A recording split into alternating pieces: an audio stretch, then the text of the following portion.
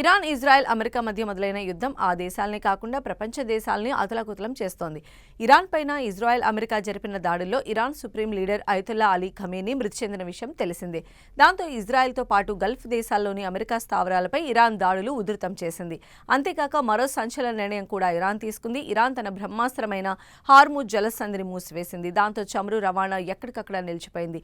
దీంతో ప్రపంచ దేశాల్లో పెట్రోల్, డీజిల్ ధరలు ఒక్కసారిగా ఆకాశాన్ని తాకుతున్నాయి. ఈ మేరకు పాకిస్తాన్ ప్రభుత్వం సంచలన నిర్ణయం తీసుకుంది.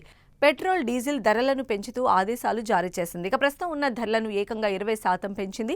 దాంతో ప్రస్తుతం పాకిస్తాన్లో లీటర్ పెట్రోల్ ధర 321గా ఉంది. అలాగే లీటర్ డీజిల్ ధర 335గా ఉంది. పాకిస్తాన్ ప్రభుత్వం ఒక్కసారిగా పెట్రోల్, డీజిల్ ధరలు పెంచిన నేపథ్యంలో వాహనదారులు ఒక్కసారిగా షాక్కు గురవుతున్నారు. ఇంధన ధరలు చూసి గుండెలు బాదుకుంటున్నారు.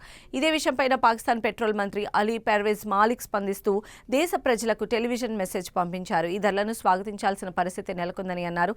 ప్రపంచవ్యాప్తంగా చమురు ధరలు పెరుగుతున్న కారణంగా తాము ఈ నిర్ణయం తీసుకున్నట్లు తెలిపారు. ఇక ప్రస్తుతం ఉన్న లీటర్ పెట్రోల్ ధరకు 55 పెంచింది అక్కడి ప్రభుత్వం. దాంతో పాకిస్తాన్లో లీటర్ పెట్రోల్ ధర 321.17కు చేరింది. అలాగే లీటర్ డీజిల్ ధర 335.86కు చేరింది.